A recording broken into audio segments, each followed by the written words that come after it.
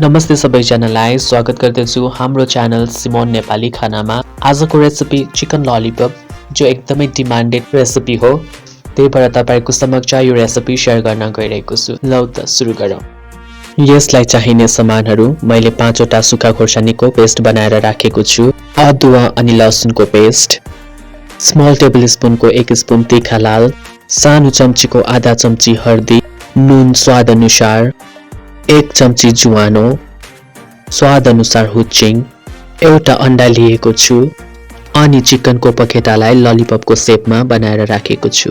मैले 400 gram chicken lollipop बनाउन गइरहेको छु अनि त्यही अनुसार नै सामग्री पनि सेट गरेको छु।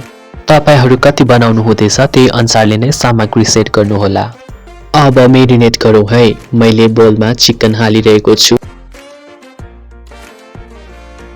पालोसँग हामी सबै मसला यसमा हाल्ने छौं।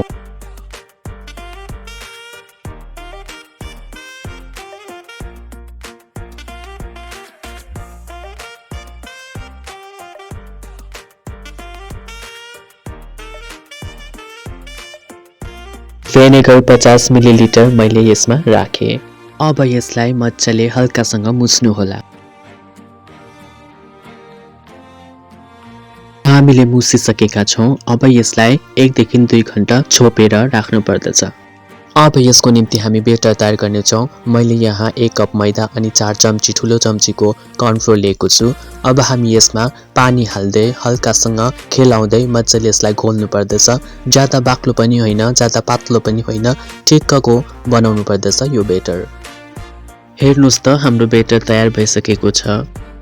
2 hours later. अब हाम्रो चिकन ललिपप फ्राई गर्नको निम्ति एकदमै रेडी छ। अब यसलाई एकपल्ट मज्जाले मोलेर फ्राई गर्ने छौं। फ्राईको निम्ति मैले ग्यास अन गरिसके अनि मैले ग्यासमाथि कराई चढाइसकेको छु।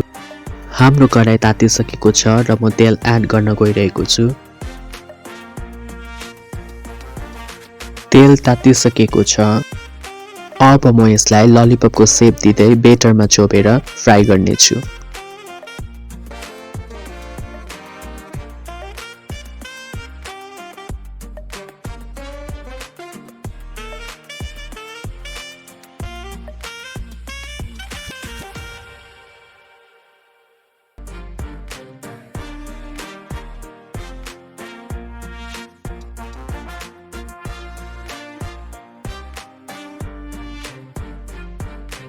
अब यसलाई होशियार साथ पल्टाउनु होला।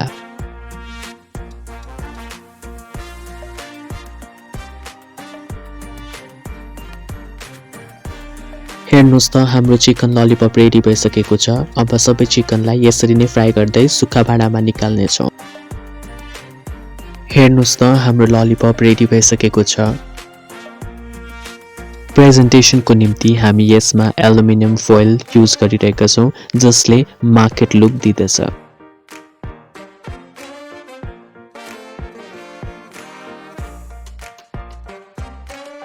अब हाम्रो चिकन ललिपप खानको निम्ति एकदमै रेडी छ। तपाईहरुलाई यो रेसिपी कस्तो लाग्यो कमेन्ट बक्समा कमेन्ट गर्न नभुल्नुहोला अनि भिडियोलाई लाइक अनि शेयर पनि गरिदिनुस् है। अनि जति जना नयाँ भ्युअर्सहरु हुनुहुन्छ मेरो च्यानलमा सब्स्क्राइब गरी बेल आइकन दबाउन नभुल्नुहोला।